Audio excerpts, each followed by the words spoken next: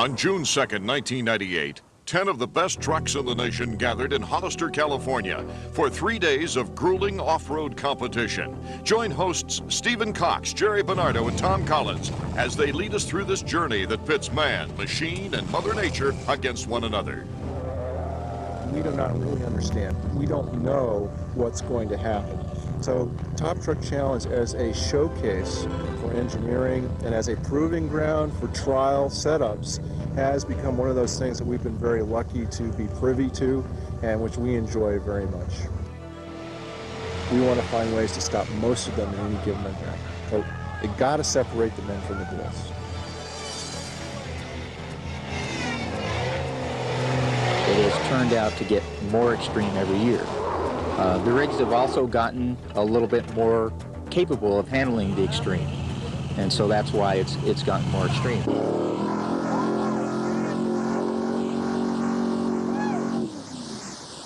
Well, get a good look at it, okay? Last chance. It's not going to look this good again. 3 days ahead of us for the most grueling competition for these type of vehicles in America. Hi, I'm Stephen Cox, and welcome to Hollister Hills, California, home of the Top Truck Challenge put on by Four Wheeler Magazine. Now, the readers chose these 10 trucks out of hundreds across the country, and we're about to put them through a 3-day meat grinder. Every kind of conceivable competition or challenge you could put a four-wheel drive through is coming up. So, get a good look, or it's time to get dirty.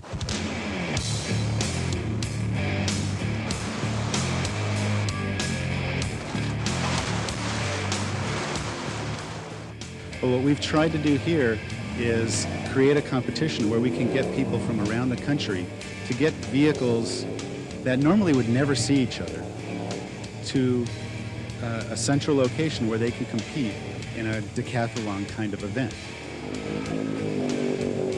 I'm a little nervous. Kind of wondering what all they're in store for us. We see the water trucks driving by all the time, wondering just how much mud they're going to make for us. It's the challenge for me to make it impossible for them to be able to go through the course that we set up for them.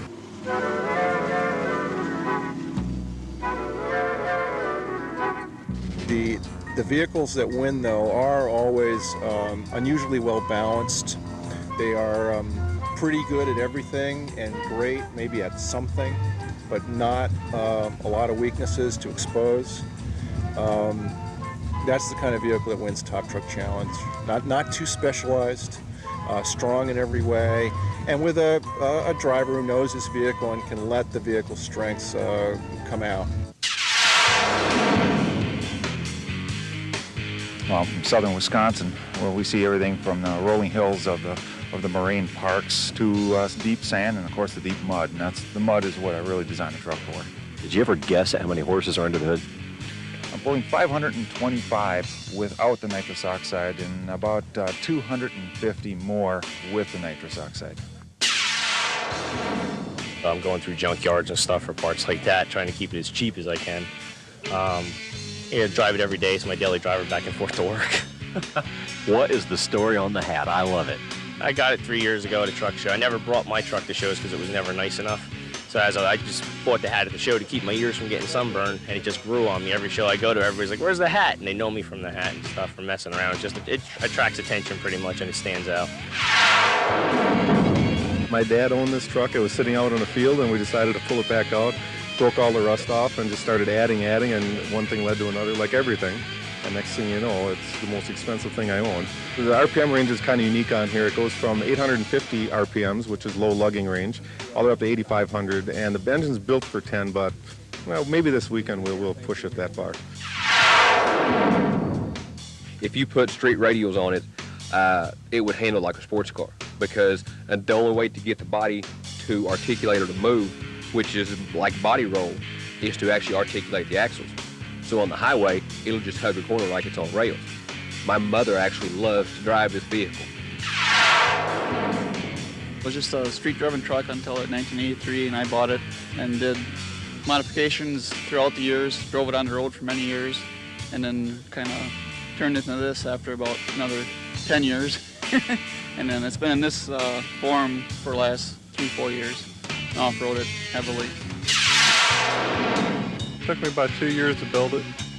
I got out of my dad's field, started from there. I got 2 kids, and the Corvette got too little, so I needed something else to play in the woods with, and this is our daily driver.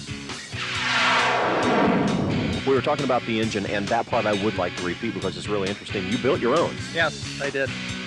Basically just did all the motor work, just assembly-wise. There is no machining done to it yet, but yeah, pretty simple.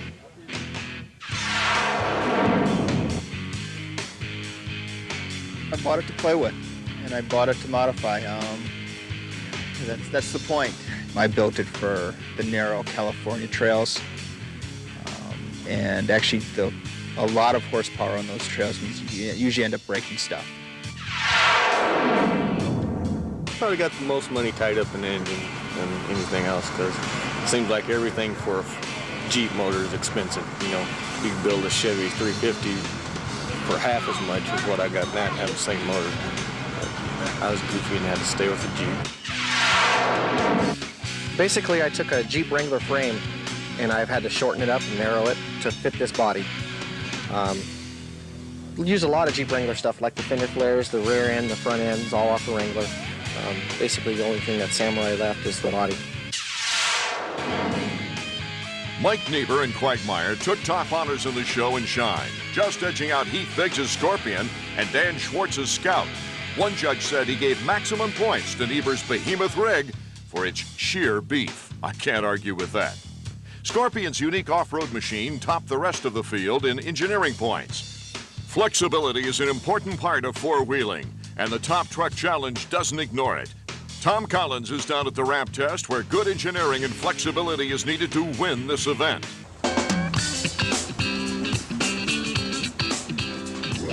The ramp tests the vehicle's flexibility. Behind me we have a 20-degree ramp, but in past Top Truck Challenges, many vehicles have maxed this ramp, so now we have a 30-degree ramp. 30 degrees is steep. No one uses a 30-degree ramp, but the top trucks are so good that 30 degrees will be the new standard. In fact, we just had a vehicle, the Scorpion, ramp a perfect 1,000. We built a vehicle that we put something in it called what a lot of people call an AES, an articulation equalization system. And what it is, it splits the articulation between the axles and the body. And it just so happens that it ramps very well, and at the same time keeps equal ground pressure on all 4 tires. And there's 4 pivot points in the front and 4 in the back, 1 in the front, and they're tied together with what we call equalizer bars, and that's where it splits the articulation between the body and the axles. Now, there's no leaf springs or coil springs in here. How do you spring this vehicle? It has airbags, Firestone airbags in it, and then they're tied together with links that run to the equalizer bars, and they all pivot off the body, and they pivot off the rear and the front subframes. On the ramp, we're testing to see how well it flexes, and that helps, to see what it can do out in the trail. And we're testing a little bit of everything, and we're just looking at stuff, and we can get an idea of how things are working, and how things perform, and how it would do on the trail, just before it even gets out there. Now that's a good thought. How much can you tell, and how accurate is your judgment here and the measurements that you take? How accurate an idea does that actually give you of what the truck is capable of? Pretty good idea. Yeah, you'd be surprised. And not only that, but we get to see things.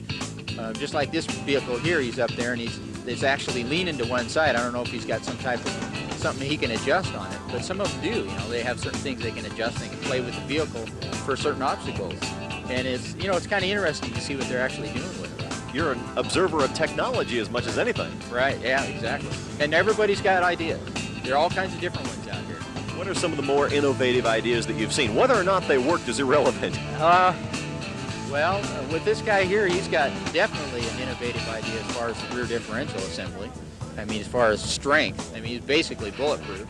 And we've got all kinds of stuff as far as, quarter lifting suspensions and, shock placement, steering, geometry and how it's working with the steering, all kinds of stuff.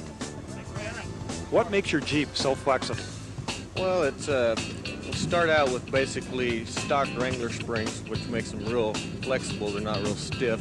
You got a 3/4 lipstick in the rear, which we call it goofy leaf, and it lets the rear end drop a little more. And also put pivots on the axles to let the spring flex and pivot on the axle. So that and a lot of luck getting everything in the right spot, they twist up pretty good. The CJ5 just nipped the Scorpion in the 30-degree ramp index. 6 of the trucks found the more extreme ramp too difficult and didn't place. This is our ride and drive section. What we're gonna do, we've got 10 judges here, we've got 10 vehicles, means we're gonna take 10 laps. You're gonna give every one of us a ride. So without further ado, if there's no questions, we'll get started. Ride and drive is a very important part of Top Truck, since each vehicle is required to be street legal. It tests streetability, comfort, and ergonomics.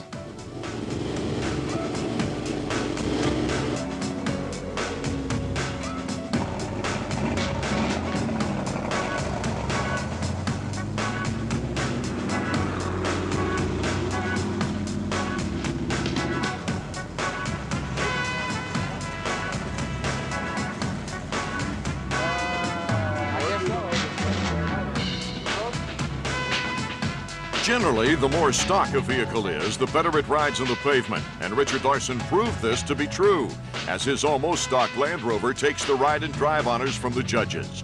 The Scorpion's frame is the body, so squeaks and rattles were non-existent. With day 1 in the books, the real action was set to begin early the next morning.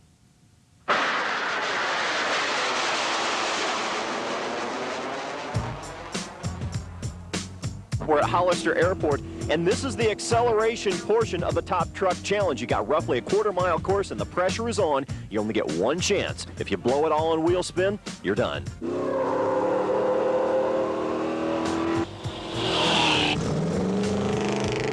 Well, obviously, you want to avoid wheel spin. Is it just up to the machine from there? We let the machine do the work once we get off the line, and that's my job, and that's going to be the hard part here.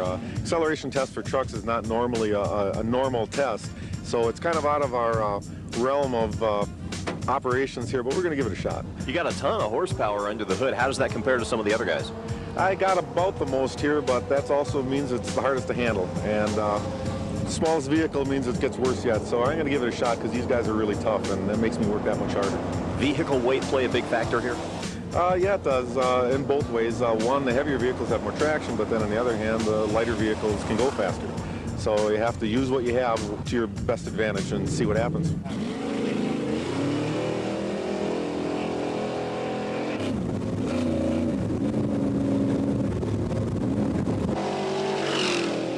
Was it fun?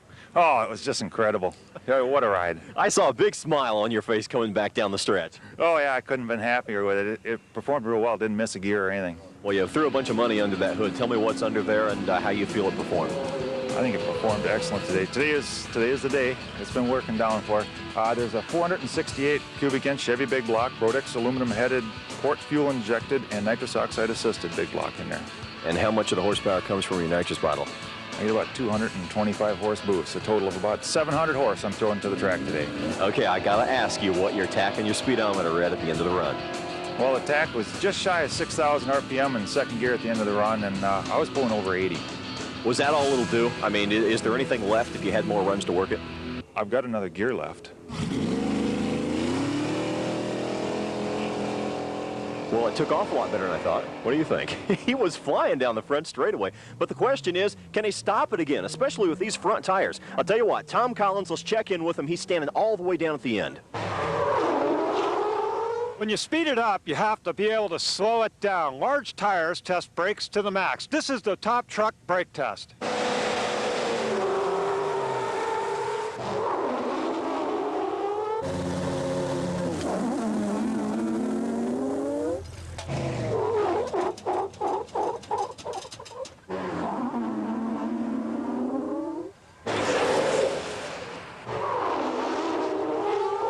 Quagmire led the way in the acceleration competition as the big engine vehicles dominated. In braking, Dan Schwartz and his International Scout stopped almost 2 feet shorter than the second place Scorpion. It's time to get dirty. Right over there, I'm cruising around all the cool trucks right now, but right over there, we got the event known as the Frame Twister. Man-made objects, logs, rocks, holes, deceiving, mud bog. What they're going to do, it's going to be like ideal time. What does ideal time mean? It means they have set a time. It might be fast, it might be slow, but they're not going to tell you. So you have to maintain a constant crawl through there. You get deducted points if you get out of the vehicle, if you come to a stop, if you do this, if you do that. Basically, you want to make it through. But there's some nasty stuff in there that's going to hang me and him up, and he's going first. And he's not even scared.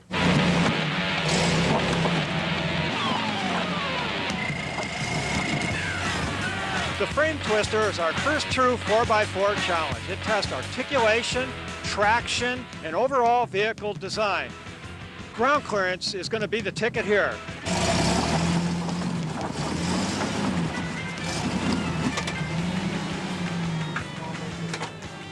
Well, what finally got you? You started out fine over the rocks. I think it's my wheelbase in between these two logs. It just gets wet, and once you get wet, you sink in the mud, you ain't going nowhere. You did a great job getting it out of the rocks. I didn't know if you were going to make it over the first log or not. Yeah, it was a little slippery in there. A little deep, soft, slimy mud.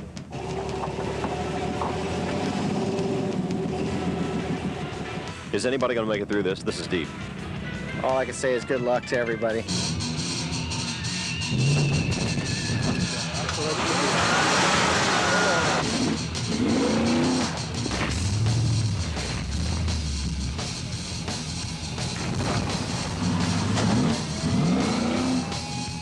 Don't know how good it's going to be, but it sure should be funny.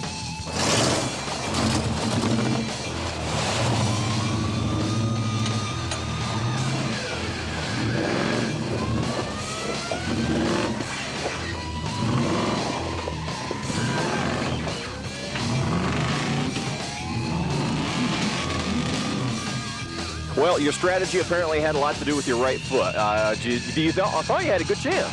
Yeah, I thought I had a decent chance with it, but I wanted to come around to the right, but the truck started hobbling over to the ass end went over to the right, so I had to come back to the left, so I didn't have a choice, and I knew I was going in the way I didn't want to be in. Why do they call this event the frame twister? Gosh, I don't know, because it's broken every one of them so far.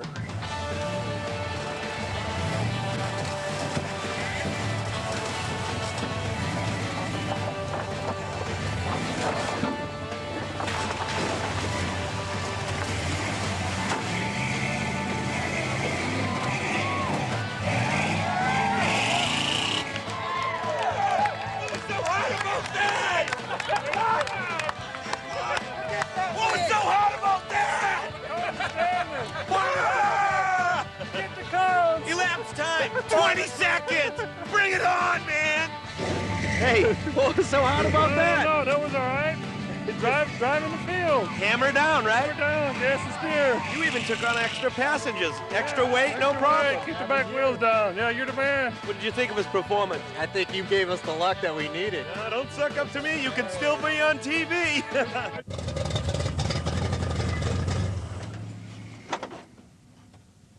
Well, Randy, you've had an hour to watch everybody else. How do you feel now? I want to go home. No, it doesn't look too bad. These big trucks in here changed the course quite a bit, but we got the line. I got my co-pilot here, and he's been studying the course, and he's a professional track builder, so and a lot of luck, maybe we'll make it.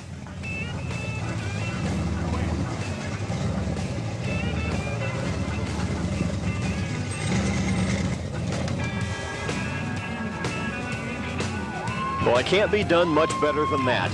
Everybody has a strategy. Yours seemed to work, so what's the secret? Well, we looked at what everybody else did and didn't do that, and this was the only thing left. And we go four-wheeling a lot up in Wisconsin with the PYT club up there, and boy, they know quite a bit of stuff, so this actually wasn't too bad for us. Well, not much right foot action involved there. You took it pretty easy, didn't you? That's right, and with this much horsepower, that's really hard to do.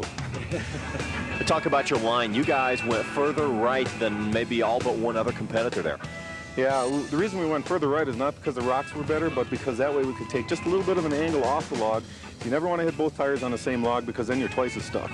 But see, you really seem to have bite even over the second and third logs, and nobody else, that's where everybody else is losing it. Well, we're running some 44-inch tires that I had custom cut, and they're 1 pound of pressure in each tire, and it just flexes like a glove.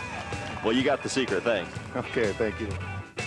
The two Broncos topped the final results page, as the rodent exterminator was not a too distant third. Despite getting through, the Scorpion placed outside the top 5. This obstacle you'll never find in nature, but it may be the toughest traction test there is. We call it the tire pit.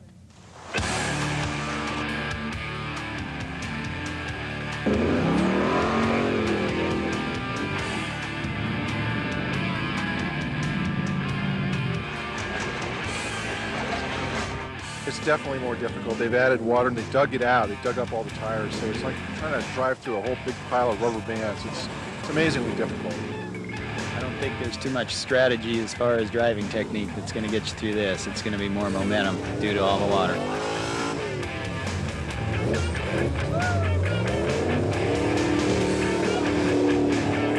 Well, you're first up for the tire pit. What's the strategy for this event? Strategy. Well, being the first into an unknown pit like this, I don't know exactly how deep in there. Just got done dumping another 2,000 gallons of water in it. I'm undecided whether I'm going to just hammer it in there. Of course, the speed counts here, so I'll probably be more throttle than foresight here is what it comes down to. Mike Niebuhr with the Quagmire got in there and left some big dinosaur tracks, and it's pretty hard for any tire to go through them. It's pretty tough. I doubt if anybody's going to make it. If they do, hats off to them because, boy, they're the best truck in the tire pit, that's for sure. I think it's getting a little ridiculous. The Quagmire comes through and he pushed a lot of tires out of the way, so especially us little guys, we're going to have a real tough time. That's why I went ahead and put my snorkel on, because it's getting pretty deep out there. In the past, we've had big, heavy trucks suck up those tires and spit them out their wheel wells and not even get slowed down much at all. It's the light ones that have had a problem.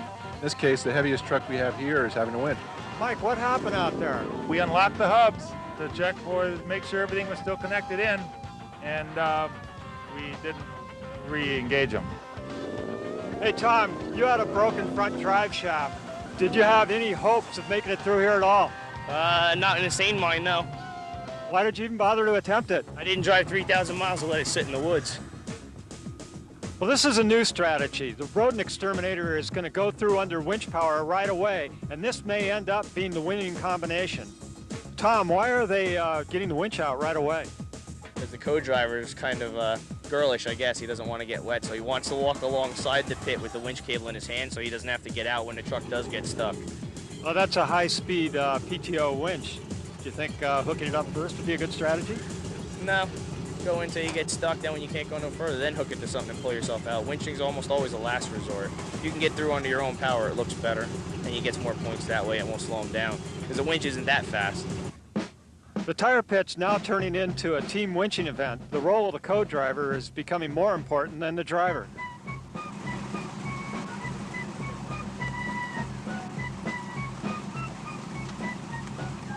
The co-driver plays a big part in everything out here. He's directing and helping the driver out an awful lot, so your co-driver is very, very important.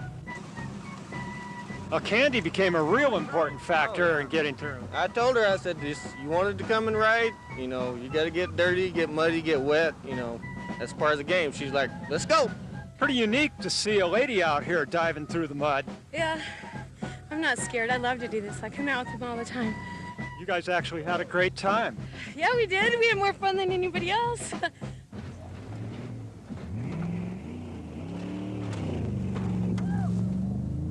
That's it, Lord! Give it all you got! Well, what is this crazy event? This is the tire pit here at Hollister Hills. Yep. Well, this tire pit is like driving on sponges, and who's that crazy guy in that red Jeep anyway? That red. I don't know who he is. I think he's a commentator for some sports show. I guess so. I think I got my own line, and I'm gonna go for it.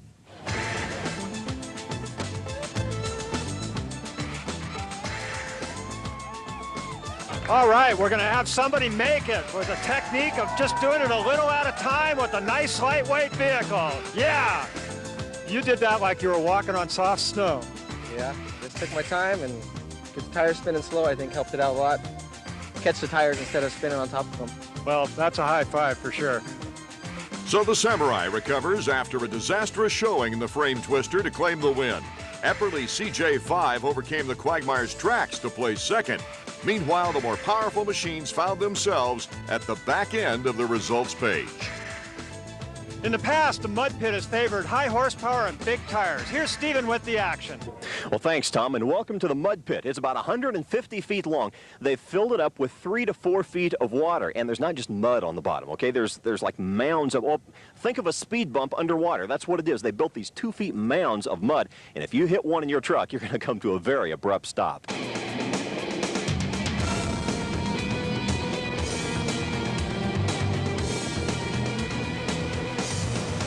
Discretion is often the better part of valor. Going down the mud pit, you need to know when to quit. And it's really difficult with the crowd screaming for you. But if you don't quit at the right time, there's nothing but carnage.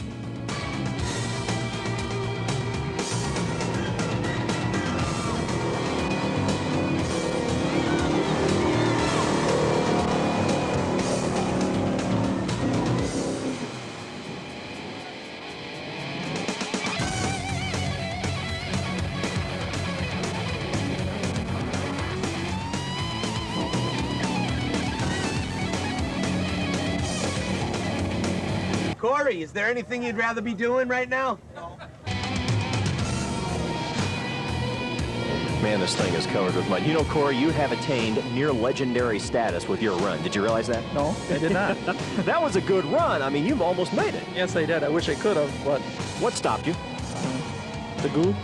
Well, really, does it get really deep at the very end? What was it that held you up? The deepness, plus, too, I have no water in the radiator. The radiator got trashed out in the tire pit, so I ran through with no water in the radiator, and it was getting warm, and I just decided to shut down. I couldn't see like a quarter way into the mud pit. I was just covered with mud and I couldn't see nothing. And I was just giving it hell, filling of it and letting it go where it wanted to go. Strategy. You rode the left side of the pit all the way along. I'm not big enough to get down the middle, you know, so I figured I saw Heath come through there in the Scorpion, you know, he did it real well. And I figured that's the only line I've got, you know, just that and pure throttle. Most of the time there you hear the engine bogged down. That's not because I'm out of throttle, that's because it's getting water. You know, and that water's not good for an engine, and we just gave it all we had. What finally stopped you? You came closer than anybody. What finally got you? The broken axle. Which side?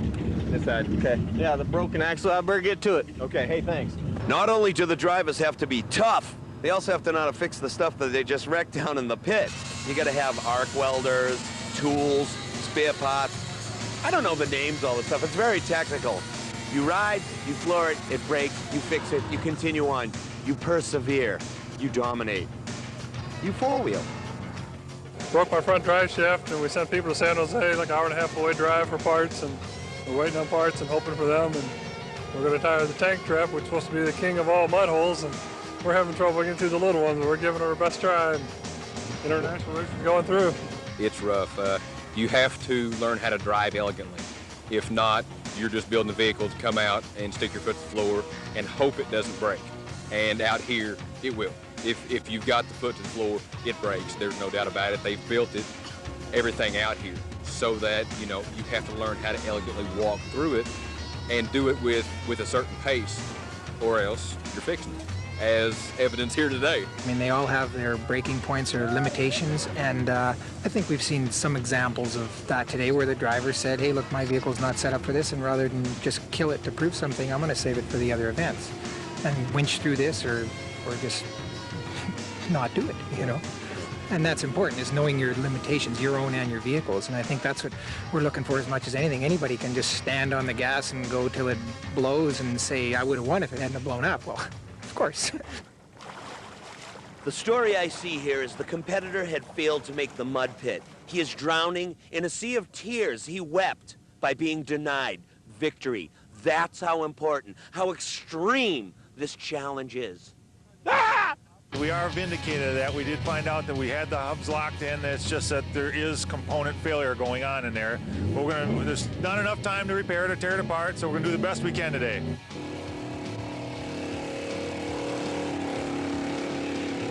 At the present time, the Quagmire is only a 3-wheel drive vehicle, and Mike's doing a great job with it.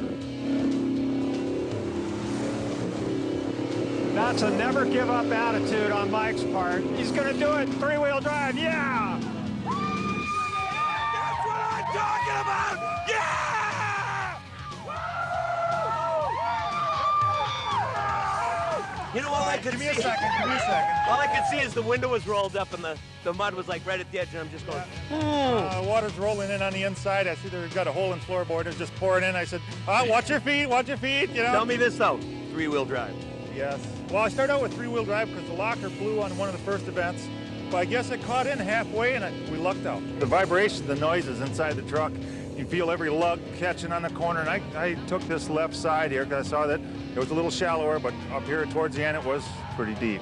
Quagmire, PYT team, first one through the mud pit. The man, without his skill, technology, and look at the size of that tire. Don't think that helped? A 48-inch tire, that's what does the job. That's what I put it together for. Yeah, and it proves once again that size is important. Size matters. Quagmire finished the mud pit with the winning run. With most of the trucks feeling the effects of the mud, it's hard to believe there was one more competition to go. But this is the Top Truck Challenge.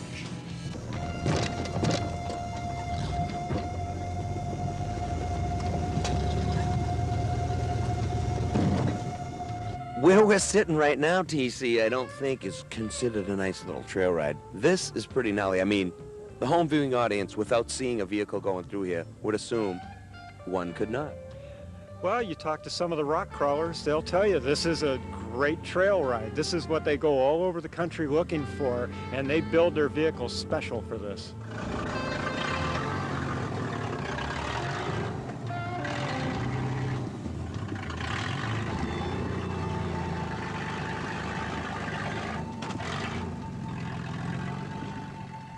The name mini-rubicon is really a misnomer. This is more like sledgehammer or jackhammer. Yeah, well, we didn't name this. This was here when we got here. Now, we do manicure the rocks, shall we say, to massage them into a more difficult arrangement. But the Rubicon Trail has always been known worldwide. It may be one of the most famous trails as a difficult rock crawler's trail. And so the folks here at Hollister named that section of rock the mini-Rubicon.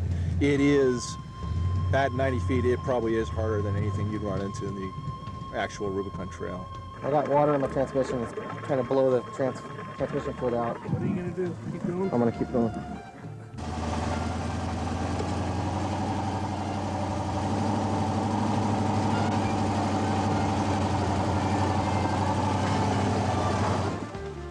Well, I think the mud got the better of me. It doesn't want to come out and play on the rocks no more. It's got my alternator and my starter all chewed up and full of mud, and it's not charging the battery, and the starter's not turning over real well. So we're just going to drag ourselves out of here and go to the next event, go put a new alternator and everything on it. Well, Rick, that was a great effort, one of the best drives. What stopped you? Two broken parts. It looks like I lost a CV joint or an axle on each side of the front, so I'm basically in rear-wheel drive now. Are you going to be able to get it fixed so you can continue tomorrow? I have no idea, to be honest. He wasn't the only one wondering if he'd be back for day 3, as Dan Schwartz and the Scout finished with the top score. Behind me, the scenic beauty of Hollister. But, the sound of a compressor, and off to my left, people wrenching feverishly on things that have just begun to crumple under the pressure of Mother Nature against four-wheelers. This guy over here, he's wrenching in the dirt. Tomorrow, one more whole day. That mini Rubicon we just saw, a little rock crawling. Tomorrow we got the tank trap. Tank trap. Doesn't that sound scary? Talk about Top Truck Challenge a little bit. Is it what you expected, or more so? It's what I expected and then some. It's a severe event, and seriously, whoever wins it is well deserving of it. The truck has taken a lot of abuse, so it's very stressful to do this, so as you can probably tell. How are you holding up? Pretty good, pretty good. Yep, I'm feeling real good. I'm relaxed. My truck is in pretty good shape, and I probably will be running tomorrow real strong. It was apparent by nightfall that the two Broncos wouldn't be able to go on and compete. For Randy Thomas and his 1967 Bronco, the Top Truck Challenge earned their respect. Trucks are, they're wondering what's going on, that's for sure. And they're letting it know by making lots of weird noises that they never made. And it's all part of this sport. If it was anything else, it wouldn't be fun.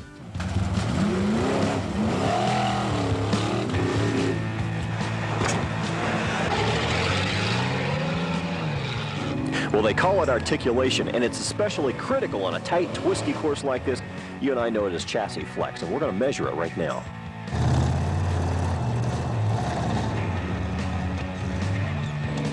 This is the obstacle course. It's about speed, maneuverability, a chance to have fun, and just turn it loose.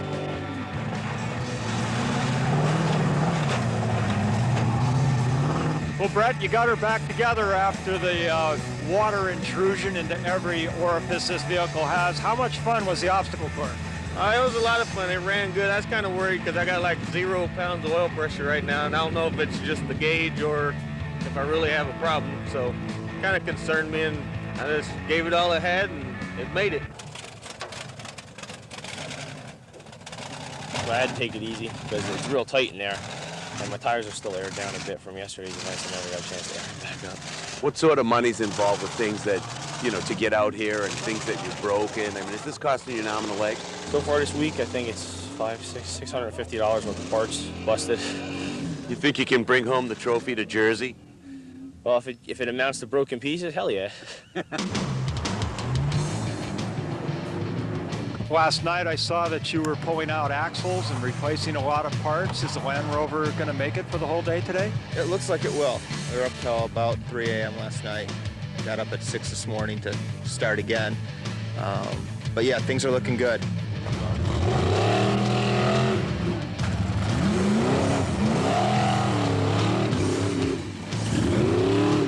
Well, John, what did it feel like to let the big 427 loose for once? Always is a lot of fun getting some air.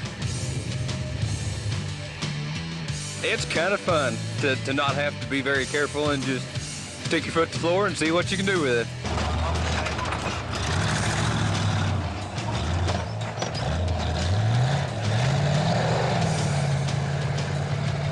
I like the way you were able to spin the rear end around the corner.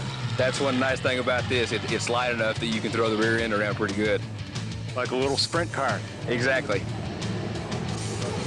The Scorpion's tight engineering gave it a winning time of 55.4 seconds, which was just 1.3 ahead of the impressive and surprising time put in by John Joling and the rodent exterminator. Otherwise, the larger wheelbase trucks had, as expected, difficulty with the tight course. Man, it's even fun walking through the parking lot here at Top Truck Challenge. Look at this. What do you think, a 1942, 43 model? Man, Sonny Honeckers, he built it about 6 or 8 years ago. The only thing original is the body, but isn't it gorgeous? They call it the Rock Spider. Hey, let's check in with Tom Collins real quick. He's standing down by the tow test.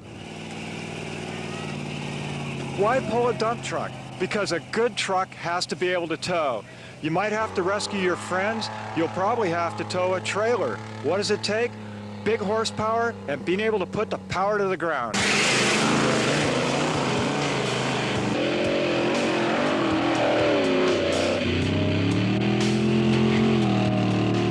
That dump truck is full of dirt. It's probably wet dirt. Wet dirt weighs way more than dry dirt. It does, and it's not light dirt either. They put the heavy dirt in there for us. How often do you have to tow people out? Quite often, actually, because a lot of other people brake, but these farm equipment don't brake, so we're usually pulling everybody out. Every good truck must be able to tow. Right now, we're pulling about a 12-ton dump truck. How are we looking? Looks like we're coming to the top of the hill with the tractor here. We're plowing. We're plowing. That's it. That's it. Farm equipment has stopped.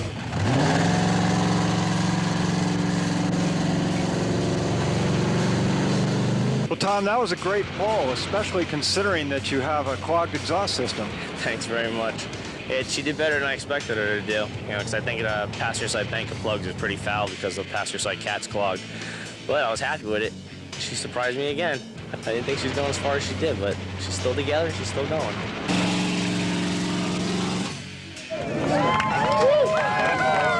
All right, this pull is kind of short, but you have a 12-ton dump truck full of dirt. You gonna use the nitrous? Absolutely, every bit of it. Right on, we're looking for huge things from the Quagmire boys.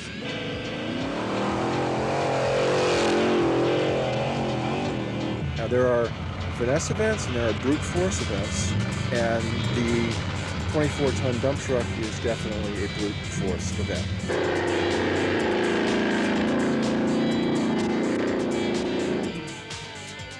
I had to let off about halfway up, as you see, then got back on the throttle and it came back alive, and It's quite a ride, I'll have to admit. I think the funniest thing was the judge is running wide open trying to slam you to it. You're just like, whoa! And he's going, hey, hey! I couldn't remember if it was the back of this truck or the dump truck that had me past the cones. I wanted to make sure I was through the gate. Well, he looked like he was headed for town, and I wanted to try to get him stopped before he pulled that sucker to town. You know, I saw a little roost coming off the tires. I think it was hooking up. Just a little bit. I've been told it moves a little real estate. We put dirt from here to over there. Oh, good job, man. Well, John, after watching Mike and the Quagmire, one of your friends from Wisconsin, is that a little intimidating? No, not at all. We've been friends for a long time, and I'm just going to try and do a full pull, and I know I won't do it as fast as he does, and we'll see what happens there.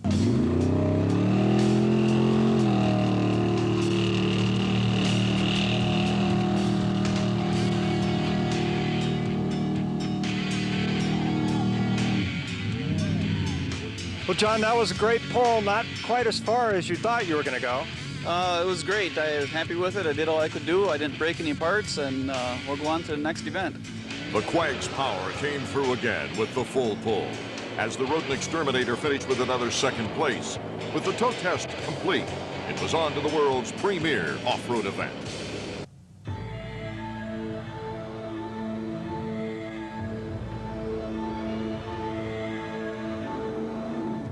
This year, with the vehicles, seeing the way they're working, the damage that we've seen in just the last couple events, it's going to be real hard to get through that unscathed, and if we do, it's going to be a lot of luck. Tank Trap has become the marquee event.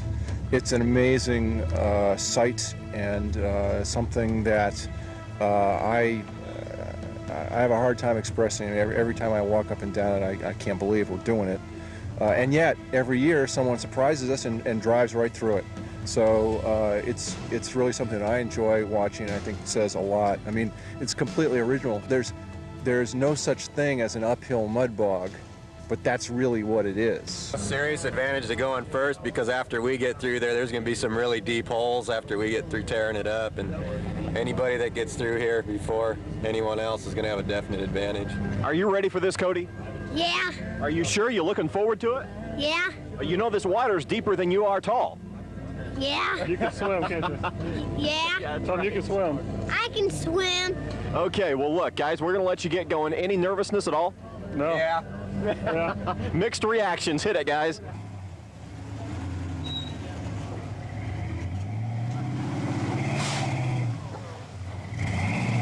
Just blew your front tire. Well, that didn't take long. The very first competitor out into the tank trap goes 10 feet down into the tank trap, hits the berm on the left side, and blows a tire just like that. Talk about bad luck.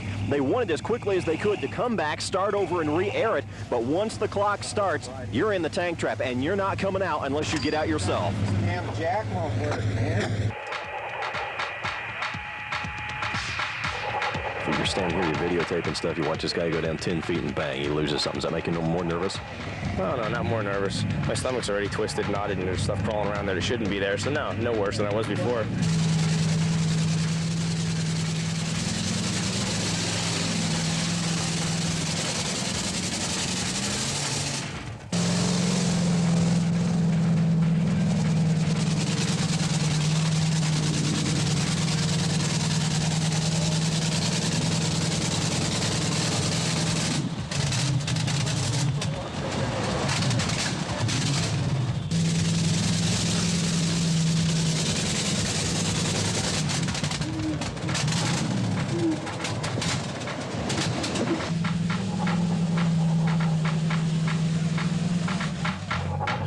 Our boy from Jersey's giving it a good try, but he has a couple of problems. For one, his posi traction's, what, not so posi? Notice only one tire's spinning. That's not gonna work. Also, he doesn't even have a winch, but he's not giving up, he's trying it. He's still stuck down in the first mud hole. That thing sounds kind of ratty, doesn't it? We told you they were nasty. We've got, how many, what do we say, 5, 6? 6 of them. 6 mud. This is the first one. He just got through it. It's 3 to 4 feet deep in the center. Once you get through the water, though, then you got to try to take wet tires and get up the hill. And it's taken him quite a long time. In fact, this truck wouldn't have made it through at all if he hadn't winched his way out about 5 minutes ago.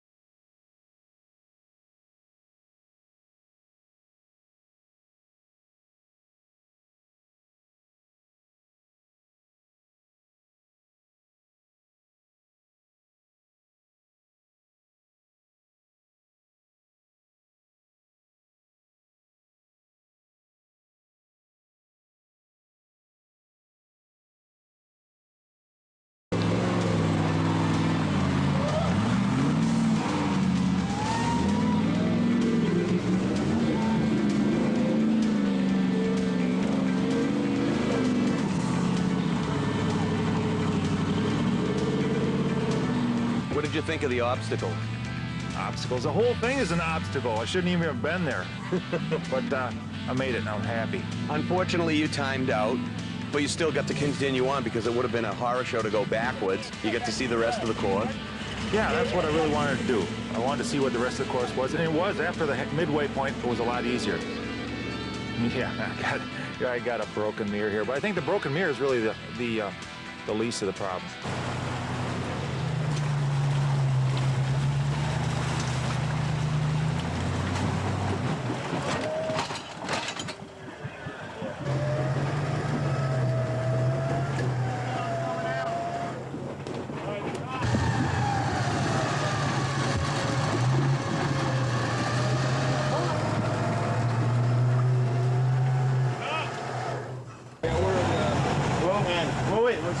We still got 17 minutes. We still got 12 minutes. You want to like start letting?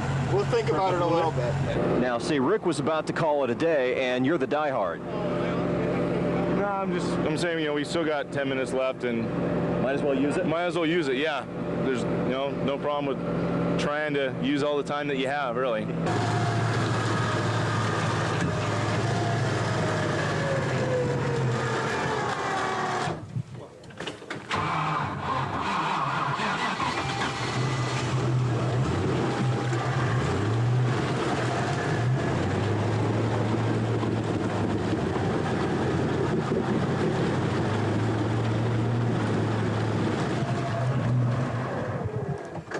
Rick, what's the scoop? We're calling it. Are you? Yeah, right now I think I can get down fairly easily. And the engine's running, and if we try it much harder, I think I'm going to burn out the batteries and make a real mess of getting out of here. So the alternator was terminal? Alternator's terminal. Well, probably repairable, but not today. Thanks, Rick. Hey, thank you. Last second thoughts before you head out. I don't like what I've heard.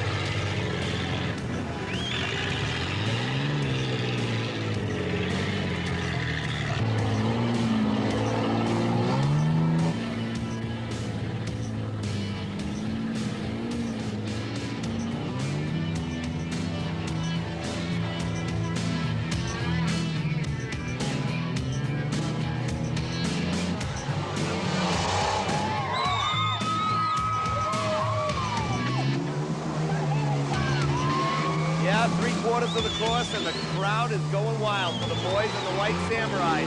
That's what we like to see. Big air. Yeah, buddy! Show 'em what you got!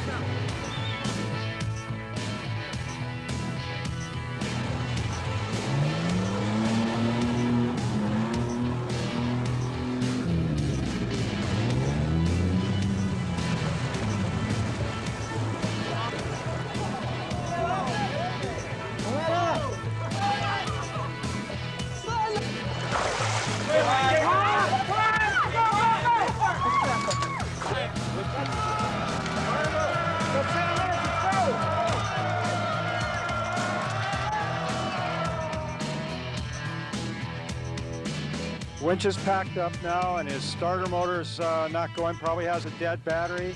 Looks like time's going to run out. You made it the furthest. 29 minutes. Look, you're 50 yards from the end. Did what I can with a little help.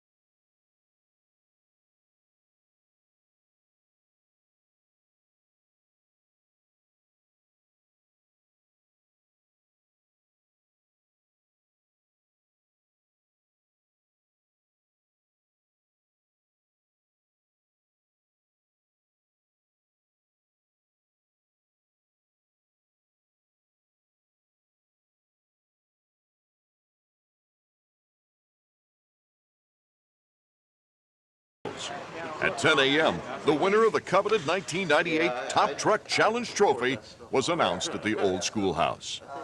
First place goes to a vehicle that conquered our ultimate trail. It was second in braking, second in the hill climb, won our engineering. Just a tremendous vehicle and an excellent job driving it. If you guys have looked in the cockpit of that thing, you probably can't imagine how all those buttons and levers work. But I'm talking about Heath Biggs and his Scorpion.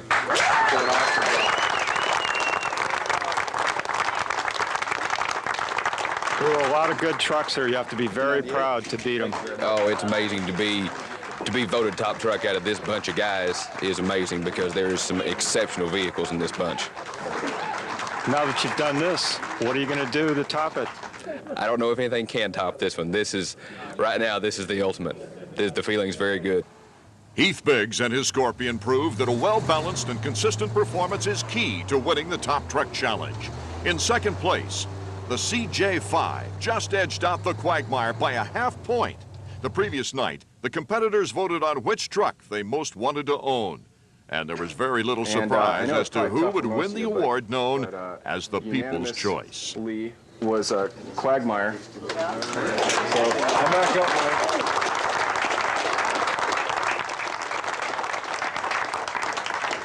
Wow, that's something else. I'm honored. Thank you. I take that real humbly. I think it's very special because a lot of people watch specialty vehicles. They say they're fun to watch, but they really don't want them in their garage. And people who say they really would like to take that home, I'm very honored by that. Here's a look at some of the other awards given out at this year's Top Truck Challenge. As the competitors packed up and headed their separate ways, the men that laid it on the line for the past 3 days realized that this event was much larger than an off-road competition. What I'm taking back from this is that I learned a lot. I learned a lot about myself under pressure in competition, working without a lot of sleep, improvising on the trail. So I'm taking back a lot out of this. We couldn't agree with you more.